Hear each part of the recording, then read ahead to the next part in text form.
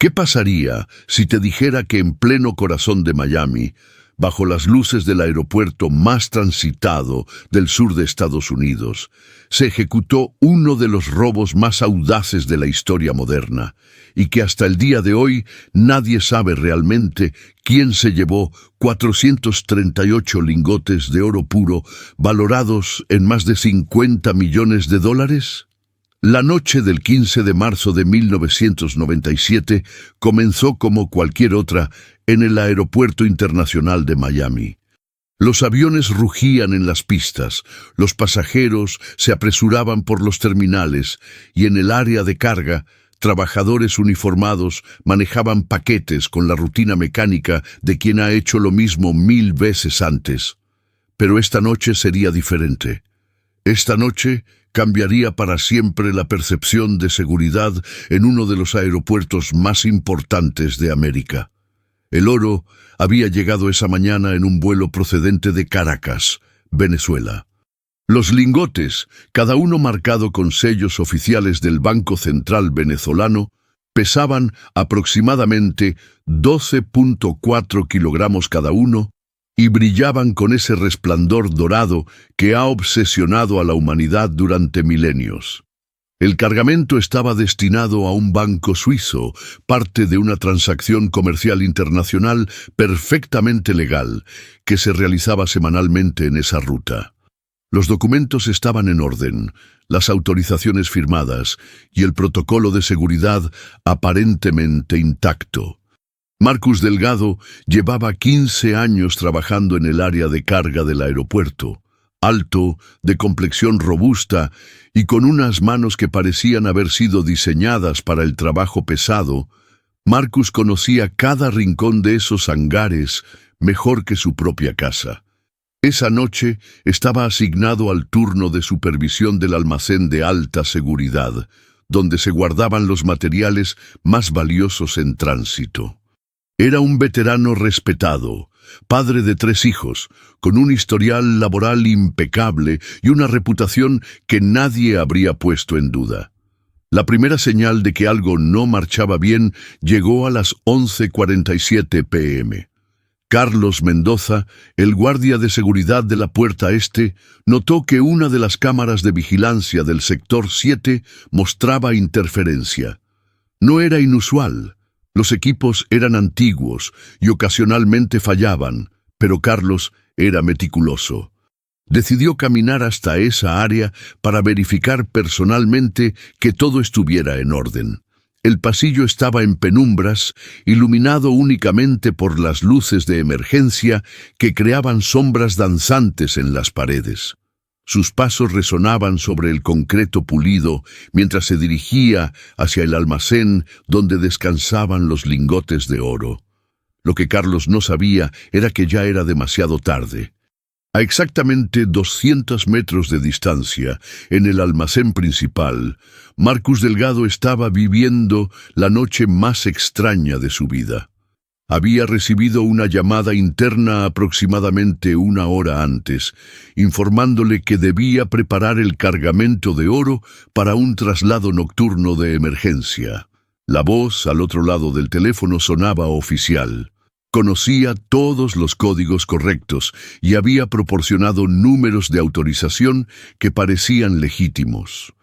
Marcus había verificado los documentos digitalmente y todo coincidía perfectamente, pero Marcus Delgado no era ingenuo. En 15 años había visto suficientes irregularidades como para desarrollar un instinto casi animal para detectar situaciones sospechosas.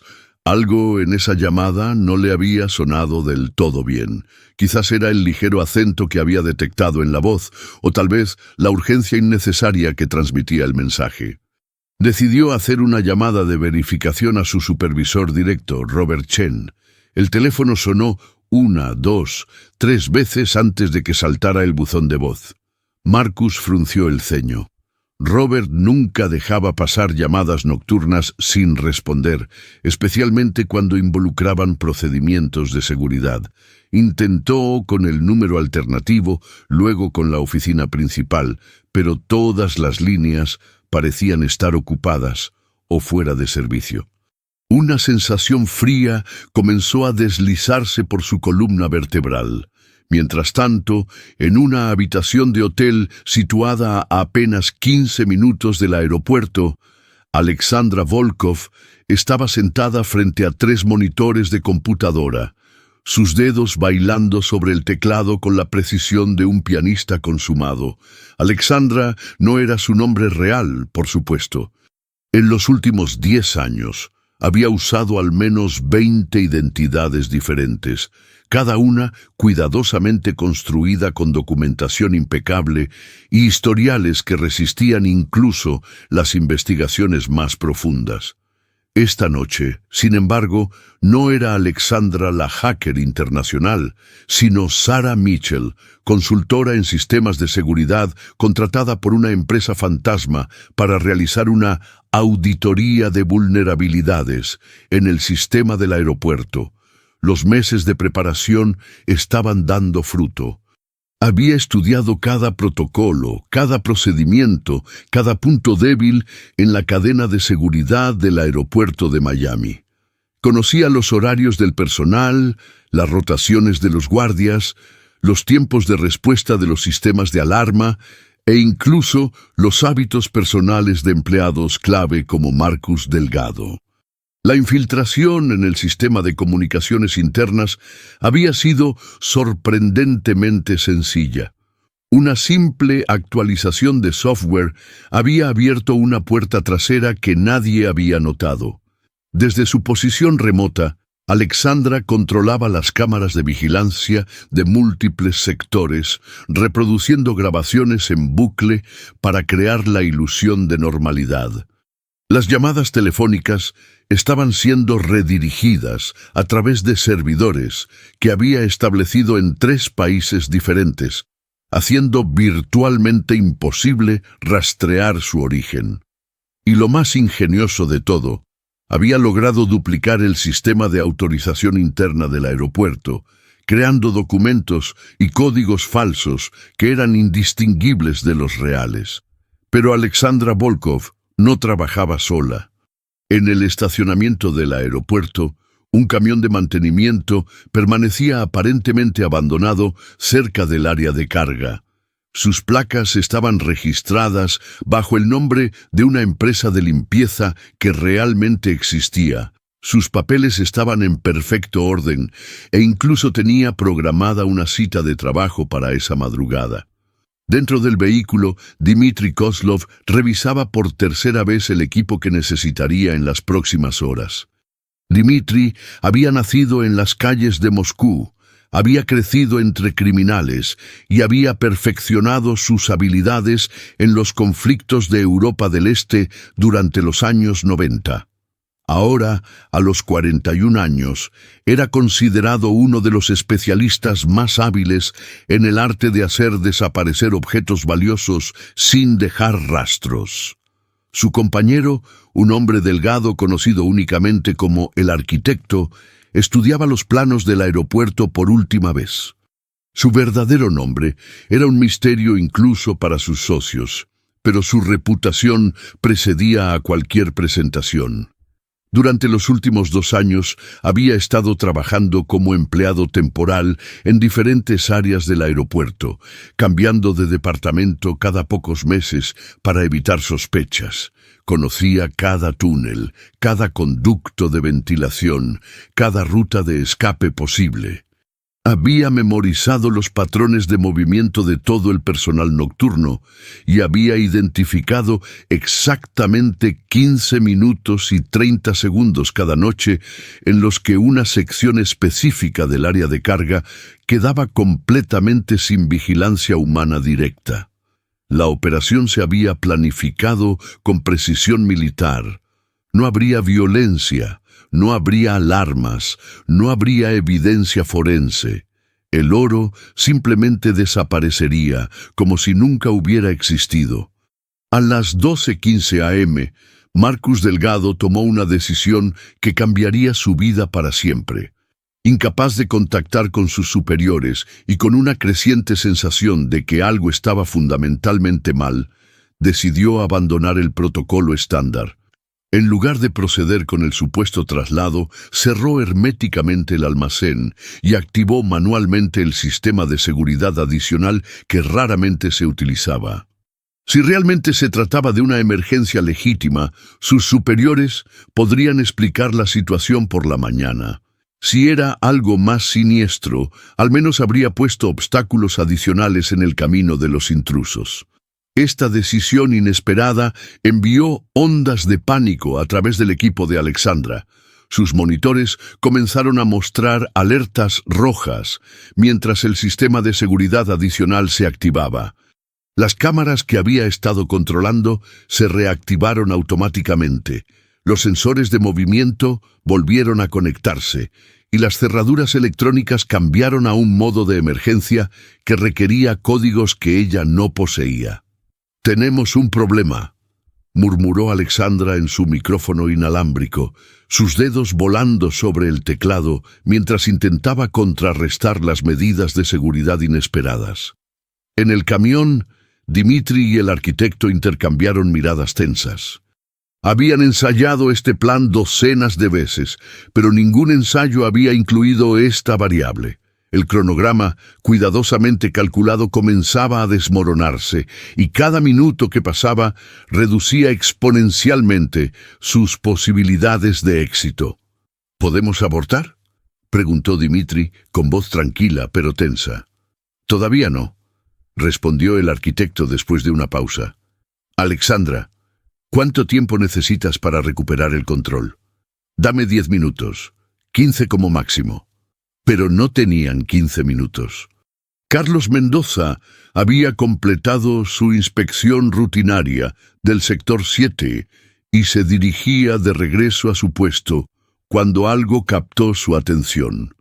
Una sombra se movía de manera irregular cerca del área de carga, demasiado sistemática para ser causada por el viento, demasiado deliberada para ser coincidental. Carlos había trabajado en seguridad durante 20 años, primero en el ejército y luego en el sector civil. Había desarrollado un sexto sentido para detectar comportamientos fuera de lo normal, y en este momento cada fibra de su ser le gritaba que algo estaba mal. En lugar de activar inmediatamente las alarmas, Carlos optó por un enfoque más sutil.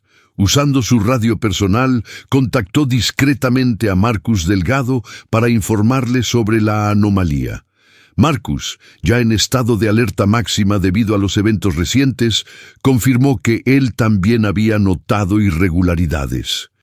Ambos hombres, veteranos experimentados, decidieron coordinar una investigación silenciosa antes de involucrar a las autoridades superiores. Esta decisión imprevista creó una cadena de eventos que nadie había anticipado. El arquitecto, monitoreando las comunicaciones de seguridad a través de un escáner de radio, detectó inmediatamente el intercambio entre Carlos y Marcus. Su plan perfecto se estaba desintegrando minuto a minuto. Pero el arquitecto no había sobrevivido 15 años en el negocio del crimen internacional siendo inflexible. Rápidamente evaluó las opciones disponibles y tomó una decisión que sorprendería incluso a sus propios compañeros. «Cambio de plan», anunció a través del micrófono.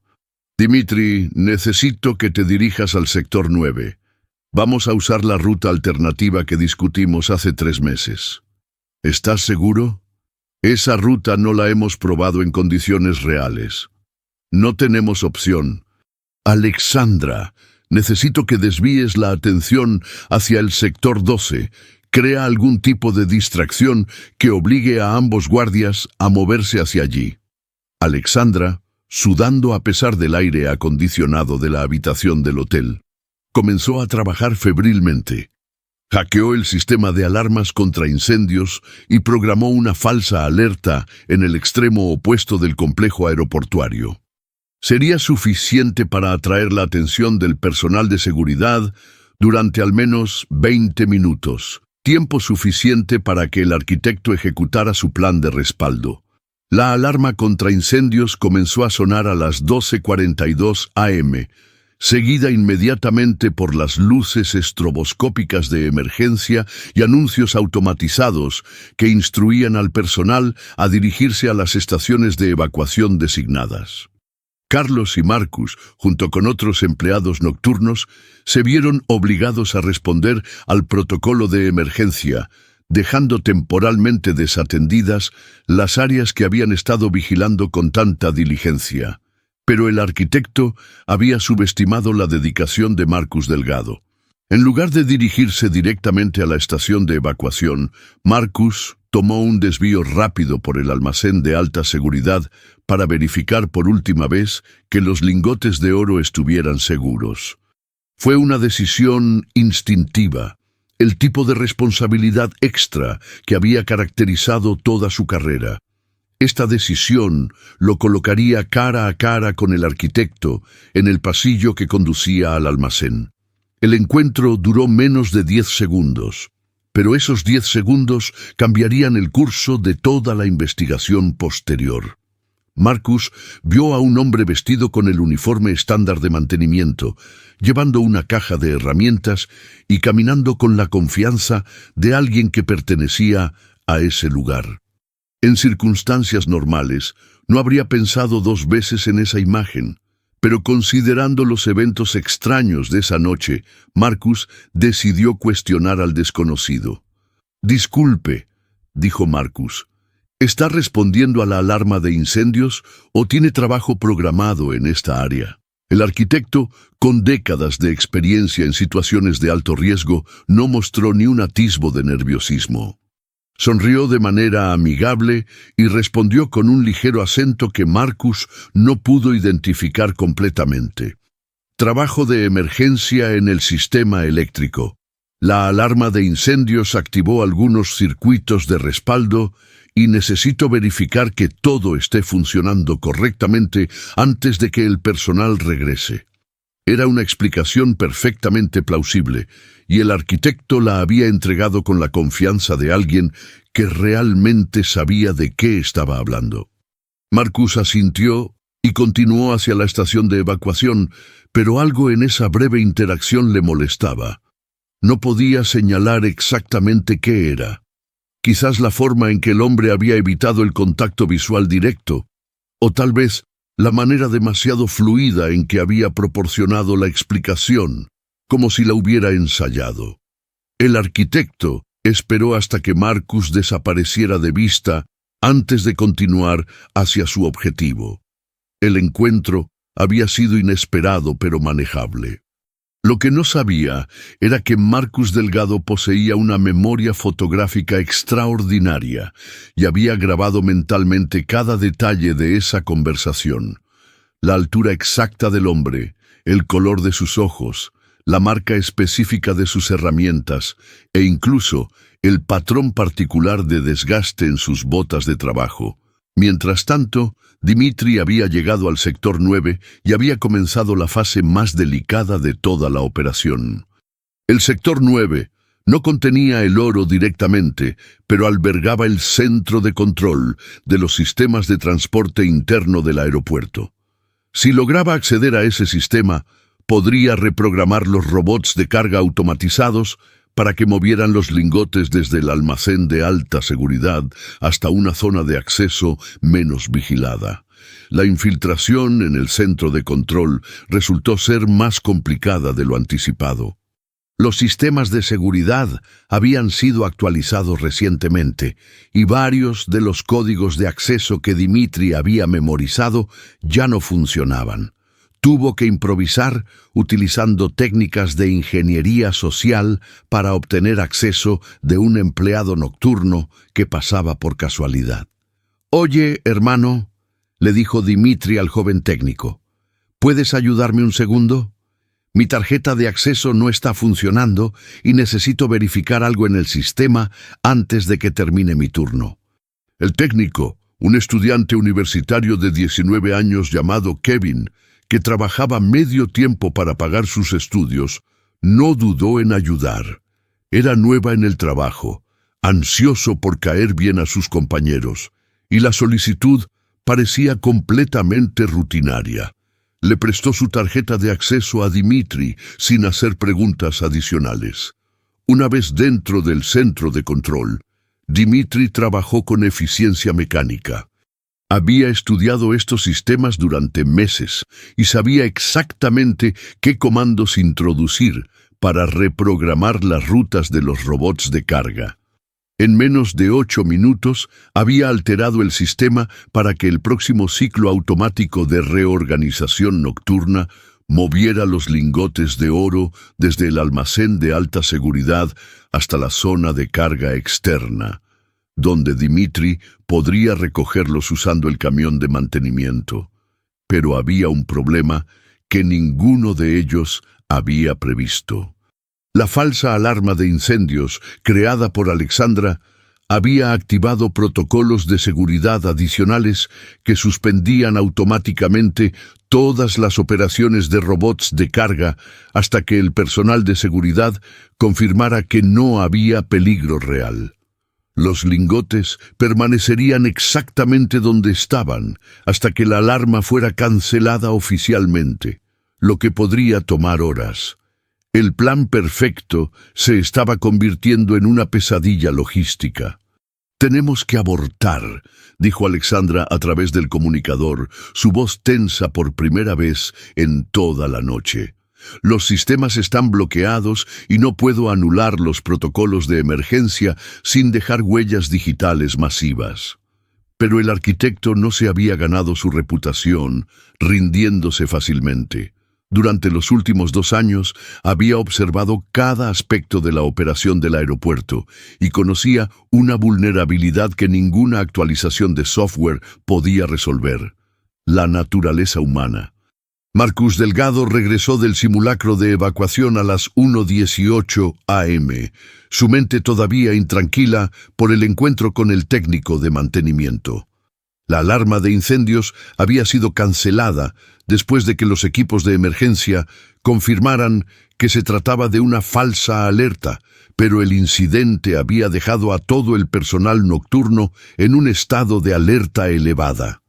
Marcus decidió realizar una inspección completa del almacén de alta seguridad antes de continuar con sus tareas rutinarias. Cuando ingresó los códigos de acceso y las puertas se abrieron con el característico siseo de los sistemas hidráulicos, lo primero que notó fue que todo parecía estar exactamente como lo había dejado.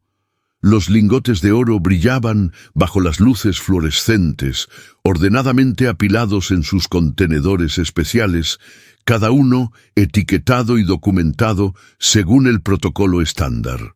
Pero Marcus Delgado no era un hombre que se conformara con las apariencias. Comenzó a realizar un conteo físico, verificando cada lingote contra la lista de inventario. 1, 2, 3... Su rutina metódica lo llevó a revisar cada contenedor individualmente. Fue al llegar al contenedor número 7 que se detuvo abruptamente. El peso estaba mal. El lingote parecía idéntico a los demás, pero cuando lo levantó, inmediatamente notó que pesaba significativamente menos de lo que debería. Con manos temblorosas, Marcus examinó más de cerca el lingote sospechoso. La superficie tenía el color dorado correcto, los sellos parecían auténticos, pero había algo sutilmente diferente en la textura. Utilizando una lupa que guardaba en su escritorio para inspecciones de documentos, descubrió la verdad aterradora. Estaba sosteniendo una falsificación extraordinariamente sofisticada. El lingote era una réplica perfecta hecha de tungsteno bañado en oro, lo suficientemente convincente para pasar cualquier inspección visual casual, pero con una fracción del valor del oro auténtico. Marcus sintió que sus rodillas se debilitaban mientras la magnitud de la situación se hacía clara. Si había una falsificación, probablemente había más. Verificó frenéticamente los demás lingotes y descubrió que 127 de los 438 lingotes originales habían sido reemplazados por réplicas de tungsteno. El valor de lo que había sido robado ascendía a más de $15 millones, pero lo más perturbador era la sofisticación de la operación. Quien había hecho esto tenía acceso a información detallada sobre los lingotes, había fabricado réplicas perfectas y había ejecutado el intercambio sin activar ninguna alarma de seguridad. Marcus inmediatamente activó el protocolo de emergencia de seguridad máxima y contactó a todas las autoridades relevantes: la policía local, el FBI, la Administración de Seguridad en el Transporte y los representantes del Banco Suizo que esperaba el cargamento. El Aeropuerto Internacional de Miami se convirtió instantáneamente en la escena de crimen más importante del estado de Florida.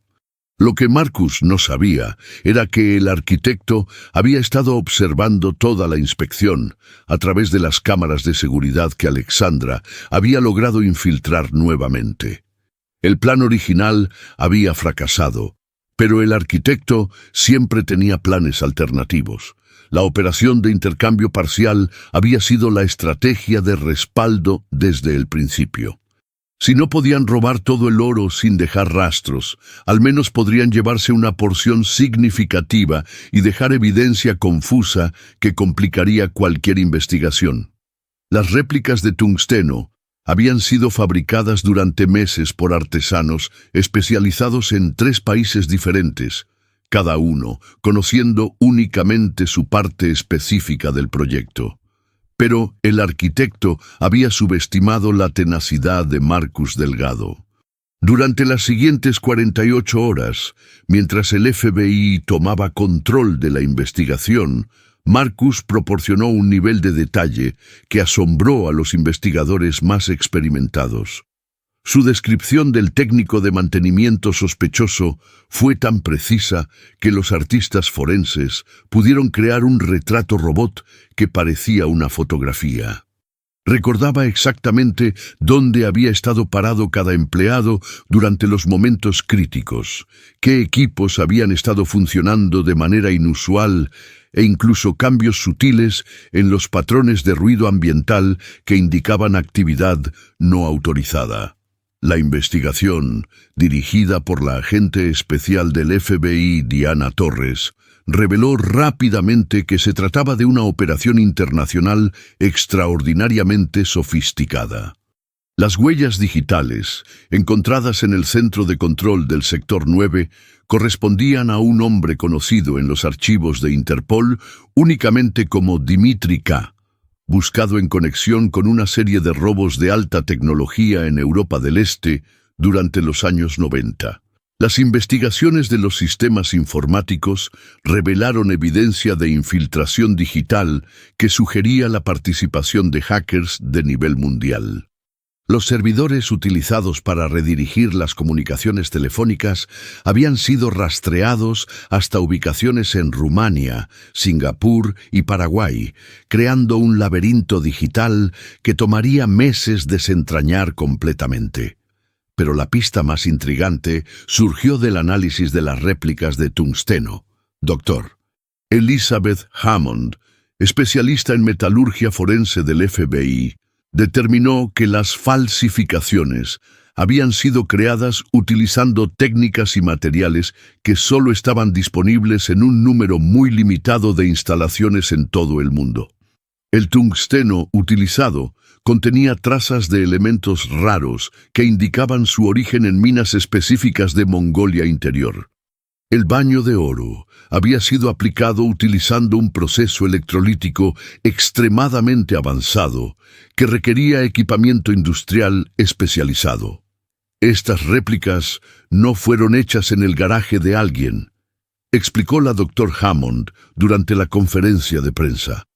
Estamos hablando de una operación que requirió millones de dólares en equipamiento, acceso a materiales controlados y expertise técnico que solo poseen tal vez 50 personas en todo el mundo. La investigación se expandió internacionalmente. Agentes del FBI viajaron a Mongolia, Alemania, Suiza y Venezuela, siguiendo cada pista relacionada con los materiales utilizados en las falsificaciones. Interpol emitió alertas rojas para una docena de sospechosos conocidos con las habilidades necesarias para ejecutar una operación de tal sofisticación. Mientras tanto, el arquitecto, Dmitri y Alexandra habían desaparecido como humo en el viento. Los 127 lingotes de oro auténticos, valorados en más de $15 millones, nunca fueron recuperados. Durante los siguientes 2 años, investigadores de múltiples agencias siguieron cientos de pistas que los llevaron a través de 5 continentes. Cada pista parecía prometedora inicialmente, pero inevitablemente terminaba en callejones sin salida, identidades falsas, o empresas fantasma que desaparecían tan pronto como comenzaban a investigarlas. La investigación reveló una red criminal internacional de una sofisticación que superaba incluso las estimaciones más pesimistas de las agencias de aplicación de la ley. Durante meses, los investigadores descubrieron evidencia de operaciones similares en aeropuertos de Londres, Frankfurt, Tokio y Sao Paulo. El patrón era siempre el mismo: robos parciales ejecutados con precisión quirúrgica, falsificaciones perfectas que tardaban semanas o meses en ser detectadas, y equipos criminales que desaparecían sin dejar rastros utilizables. Marcus Delgado se convirtió en una especie de celebridad dentro de la comunidad de seguridad aeroportuaria. Su atención al detalle y su decisión de seguir sus instintos habían evitado que el robo fuera completamente exitoso. Fue promovido a supervisor de seguridad regional y desarrolló nuevos protocolos que fueron adoptados por aeropuertos de todo el mundo. Pero Marcus nunca pudo olvidar completamente esa noche. La parte que más me molesta, confesó años después durante una entrevista, no es que se llevaran el oro, es que estuvieron tan cerca de salirse con la suya completamente. Si no hubiera decidido hacer esa inspección extra, si no hubiera notado la diferencia de peso en ese lingote, podrían haber pasado meses antes de que alguien descubriera el robo. Para entonces, ese oro podría haber sido fundido y vendido una docena de veces. La agente Torres, quien dirigió la investigación hasta su jubilación en 2005, mantiene que el caso del aeropuerto de Miami cambió fundamentalmente la manera en que las agencias de aplicación de la ley entienden el crimen internacional organizado. No estábamos lidiando con ladrones tradicionales, explicó en una conferencia sobre crimen internacional en 2018. Esta era una organización que operaba como una corporación multinacional, con departamentos especializados, presupuestos de millones de dólares y planificación a largo plazo que se extendía por años. Habían estudiado nuestros procedimientos mejor de lo que nosotros los conocíamos. Las mejoras en seguridad implementadas como resultado directo de este robo costaron a la industria aeroportuaria internacional más de $2.000 millones durante los siguientes 5 años. Sistemas de rastreo GPS fueron instalados en todos los cargamentos de alto valor. Protocolos de verificación múltiple fueron establecidos para cualquier cambio en rutas de transporte y equipos de detección de metales fueron mejorados para identificar falsificaciones sofisticadas. Irónicamente, estas medidas de seguridad adicionales probablemente evitaron docenas de robos similares en los años siguientes, ahorrando a la industria cantidades que superan considerablemente el valor del oro robado en Miami. Pero las preguntas persistieron. ¿Quién era realmente el arquitecto?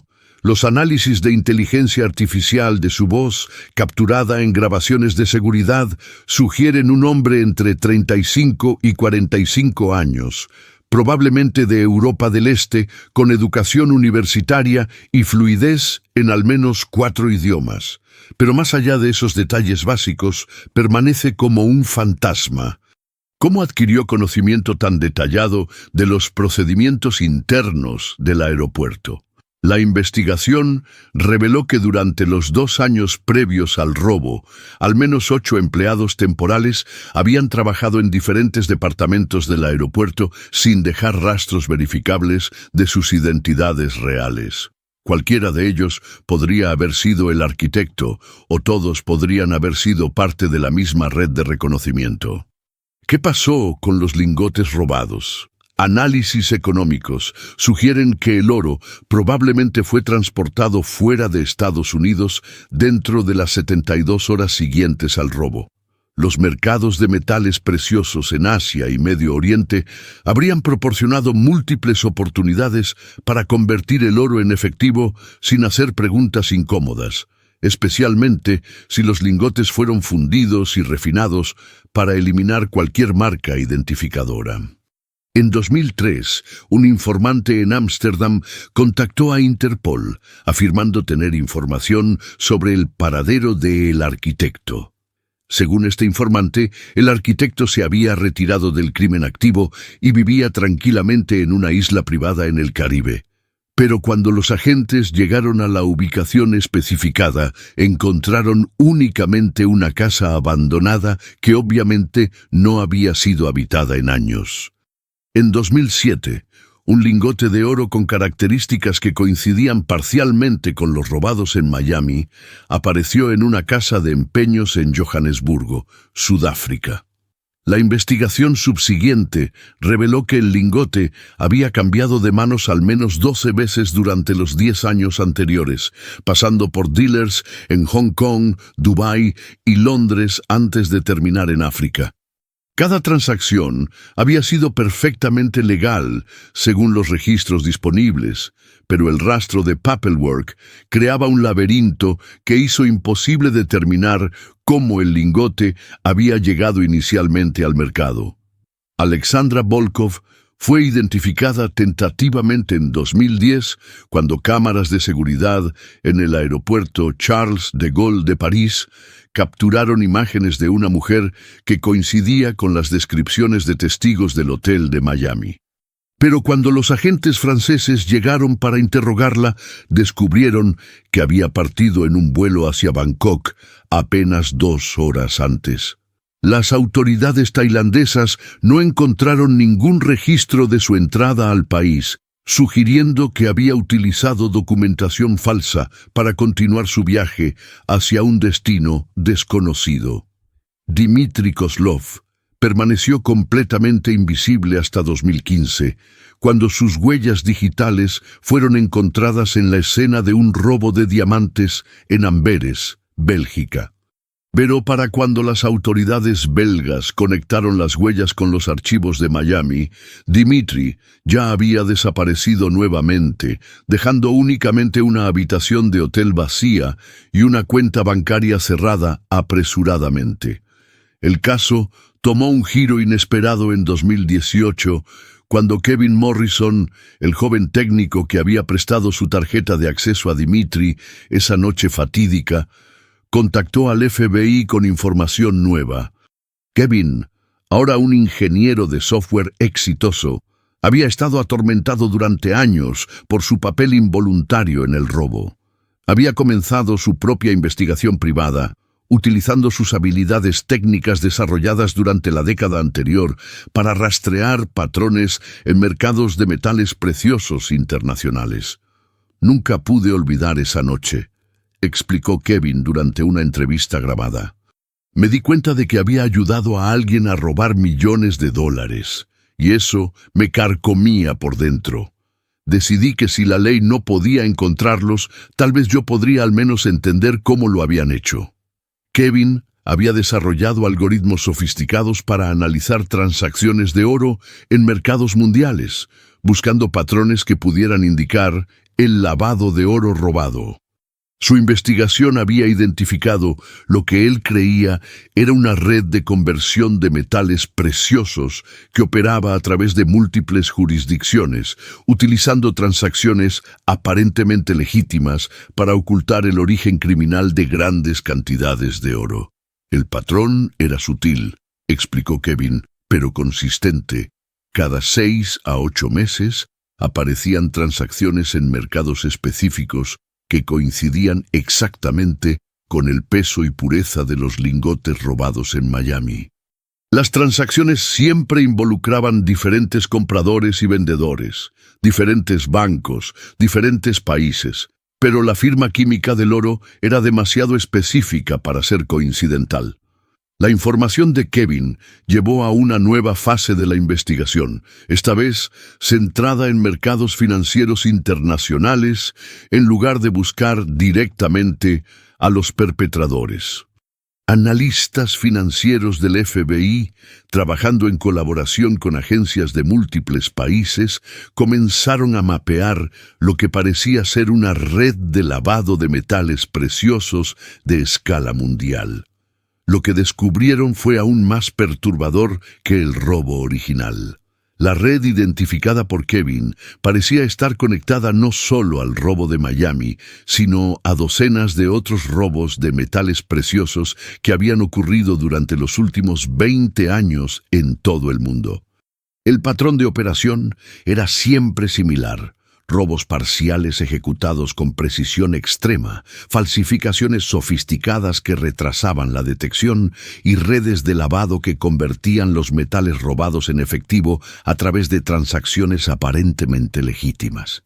Nos dimos cuenta de que no estábamos investigando un robo, dijo la agente Torres en una entrevista retrospectiva. Estábamos investigando una industria criminal completa, una empresa que había convertido el robo de metales preciosos en un negocio sistemático y altamente rentable. En 2019, operaciones coordinadas en 12 países llevaron al arresto de 34 individuos conectados con la red de lavado identificada por Kevin. Sin embargo, ninguno de los arrestados era el arquitecto, Dimitri o Alexandra. Los arrestos parecían haber capturado únicamente a operadores de nivel medio y empleados de las redes de conversión, mientras que los cerebros de la operación permanecían fuera del alcance de las autoridades. Uno de los arrestados, un financiero suizo llamado Hermann Kessler, proporcionó información que cambió completamente la perspectiva de los investigadores sobre el caso. Según Kessler, la organización detrás del robo de Miami no era simplemente una red criminal tradicional, sino una operación de inteligencia comercial que robaba metales preciosos para financiar otras actividades. Los beneficios de robos como el de Miami supuestamente se utilizaban para comprar información industrial, financiar operaciones de hackeo de gran escala y mantener redes de espionaje corporativo que generaban beneficios aún mayores que los robos directos. El oro era solo el comienzo, explicó Kessler durante su interrogatorio. Lo que realmente vendían era información. Sabían qué empresas estaban planificando fusiones antes de que fueran anunciadas, qué gobiernos estaban considerando cambios en regulaciones, qué tecnologías estaban siendo desarrolladas en laboratorios secretos. El robo de metales preciosos era simplemente una manera de generar capital inicial para operaciones mucho más lucrativas. Esta revelación llevó a una investigación completamente nueva que se extendió mucho más allá del robo original. Agencias de múltiples países comenzaron a examinar transacciones financieras, movimientos de mercados y decisiones corporativas que podrían haber sido influenciadas por información obtenida ilegalmente. En 2021, casi un cuarto de siglo después del robo original, la investigación había crecido hasta involucrar a más de 200 agentes en 18 países. El caso había evolucionado desde una investigación de robo hasta una exploración de espionaje industrial internacional, manipulación de mercados y lo que algunos expertos describían como crimen económico de cuarta generación. Pero los lingotes de oro originales nunca fueron recuperados. Marcus Delgado, ahora retirado y viviendo tranquilamente en Tampa, ocasionalmente recibe llamadas de investigadores que buscan clarificación sobre detalles específicos de esa noche de 1997.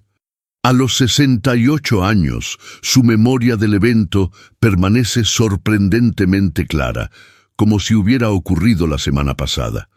La gente me pregunta si me arrepiento de haber hecho esa inspección extra, reflexiona Marcus.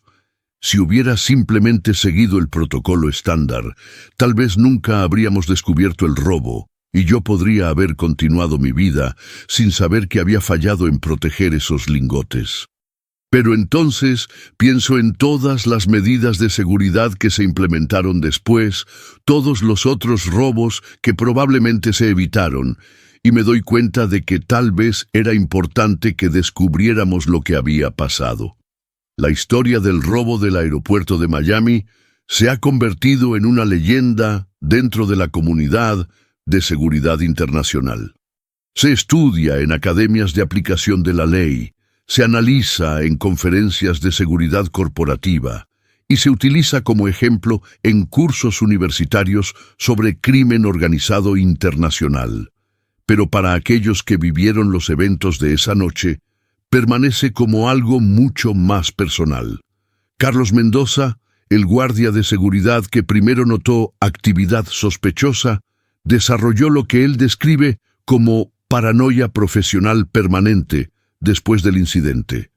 Nunca volví a asumir que algo era rutinario, dice.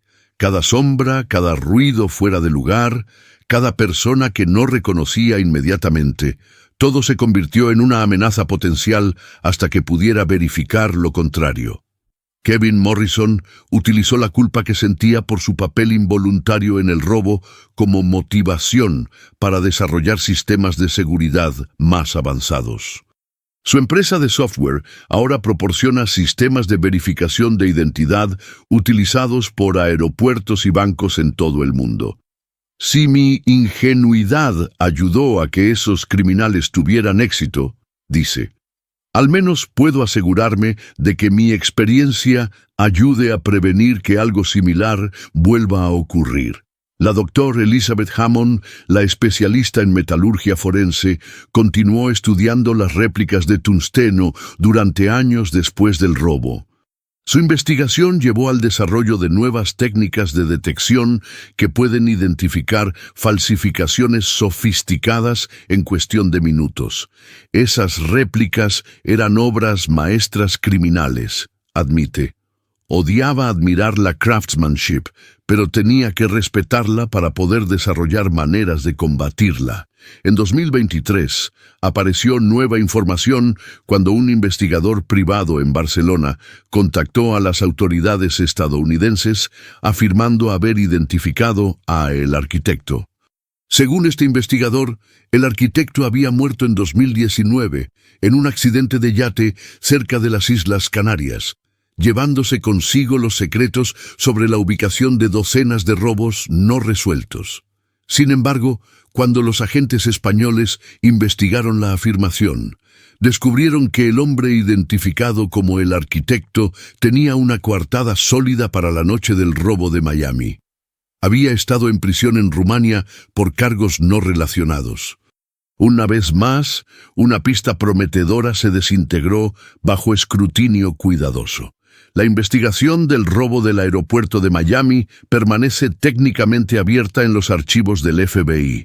Agentes especializados continúan siguiendo pistas ocasionales, analizando nueva evidencia cuando aparece y manteniendo alertas internacionales para los sospechosos originales. Pero después de más de 25 años, la mayoría de los investigadores involucrados han aceptado que es improbable que los perpetradores sean capturados. La realidad, explica el agente especial Michael Rodríguez, quien tomó control del caso después de la jubilación de la agente Torres, es que estos individuos probablemente eran tan sofisticados que tenían planes de escape que se extendían por décadas. Pueden haber cambiado de identidades múltiples veces, pueden haber alterado su apariencia física, pueden incluso haber muerto de causas naturales. Pero el caso permanece abierto porque nunca sabemos cuándo puede aparecer esa única pista que desenrede todo el misterio. Lo que hace el caso particularmente fascinante para los investigadores es que, a diferencia de muchos crímenes famosos no resueltos, este caso proporcionó abundante evidencia física y testimonios detallados, pero aún así los perpetradores lograron evadir captura. No fue un crimen perfecto en el sentido de no dejar evidencia. Fue un crimen tan bien planificado que incluso con evidencia abundante, los investigadores nunca pudieron conectar esa evidencia con individuos específicos que pudieran ser localizados y arrestados. Es como tener todas las piezas de un rompecabezas excepto las más importantes, dice Rodríguez. Sabemos exactamente cómo lo hicieron, cuándo lo hicieron, incluso por qué lo hicieron. Lo único que no sabemos es quiénes eran realmente y dónde están ahora. El impacto del robo se extiende mucho más allá de la pérdida financiera directa. Los cambios en protocolos de seguridad aeroportuaria implementados como resultado del robo han alterado fundamentalmente la manera en que se manejan cargamentos de alto valor en todo el mundo. Sistemas de rastreo en tiempo real, verificaciones de identidad múltiple y protocolos de comunicación cifrada son ahora estándar en la industria. Paradójicamente, el robo puede haber sido tan exitoso que hizo virtualmente imposible repetir la hazaña. Las medidas de seguridad implementadas después de Miami han creado un ambiente donde robos de esa escala y sofisticación requerirían recursos y planificación que probablemente superarían los beneficios potenciales. En cierto sentido, reflexiona la doctora Hammond, los ladrones de Miami se robaron a sí mismos fuera del negocio. Su éxito llevó a cambios que hicieron obsoletas sus técnicas. Pero quizás el legado más duradero del robo no son los cambios en seguridad o las investigaciones internacionales, sino las preguntas filosóficas que plantea sobre la naturaleza del crimen en la era moderna. El robo del aeropuerto de Miami demostró que individuos con suficiente inteligencia, recursos y planificación pueden ejecutar operaciones que desafían las capacidades de las agencias de aplicación de la ley más avanzadas del mundo. No fue un crimen de pasión o desesperación, sino una empresa comercial ejecutada con la precisión de una operación militar y la sofisticación de una corporación multinacional. Lo que me molesta no es que se salieron con la suya, dice Marcus Delgado en una reflexión final. Lo que me molesta es que probablemente se salieron con la suya porque eran mejores en su trabajo de lo que nosotros éramos en el nuestro. Eso es un pensamiento humillante, pero también inspirador. Nos obligó a mejorar. Hoy, más de 25 años después, el caso permanece como uno de los robos no resueltos más estudiados en la historia. Universidades de todo el mundo lo utilizan como caso de estudio en programas de justicia criminal, seguridad internacional y crimen organizado. Documentales, libros e incluso películas han explorado diferentes aspectos de la historia, cada uno ofreciendo teorías sobre la identidad de los perpetradores y el destino de los lingotes robados. Pero la verdad permanece esquiva, oculta en algún lugar entre los hechos documentados y las especulaciones infinitas que han crecido alrededor de ellos. El oro robado, 127 lingotes de metal precioso que brillaron brevemente bajo las luces fluorescentes del aeropuerto de Miami antes de desaparecer para siempre, se ha convertido en algo más que una pérdida financiera. se ha convertido en un símbolo de los límites de la seguridad moderna, un recordatorio de que incluso los sistemas más sofisticados son vulnerables a individuos que comprenden esos sistemas mejor que quienes los diseñaron. Y en algún lugar del mundo, tal vez en una isla tropical, tal vez en una ciudad europea, tal vez en un rincón remoto que nadie sospecharía, los responsables del robo más elegante en la historia de la aviación civil continúan viviendo con su secreto, sabiendo que ejecutaron un crimen que cambió para siempre la manera en que el mundo piensa sobre seguridad, confianza y los límites de lo que es posible cuando la inteligencia criminal se encuentra con la oportunidad perfecta. La historia del robo del aeropuerto de Miami permanece inconclusa, una narrativa sin final definitivo que continúa evolucionando cada vez que aparece nueva información, cada vez que un investigador desarrolla una nueva teoría, cada vez que alguien se pregunta qué pasó realmente durante esas horas cruciales de marzo de 1997. Y quizás esa incertidumbre perpetua es la verdadera obra maestra de los ladrones. No solo se robaron el oro, sino que se robaron la tranquilidad mental de saber que la justicia prevalece, que los crímenes se resuelven, que los misterios eventualmente revelan sus secretos. El caso permanece abierto, esperando el día en que esa última pieza del rompecabezas finalmente aparezca y complete la historia que comenzó con una pregunta simple. ¿Cómo desaparecieron 127 lingotes de oro del lugar más seguro de Miami sin que nadie se diera cuenta hasta que ya era demasiado tarde? Si esta historia te ha fascinado tanto como a nosotros, no olvides suscribirte a nuestro canal para más casos increíbles de crímenes no resueltos que desafían la lógica y continúan desconcertando a investigadores de todo el mundo. Cada semana exploramos misterios que han cambiado la historia y casos que siguen sin respuesta décadas después. Dale like si quieres que investiguemos más robos imposibles y cuéntanos en los comentarios qué teoría tienes sobre quién realmente se llevó ese oro de Miami.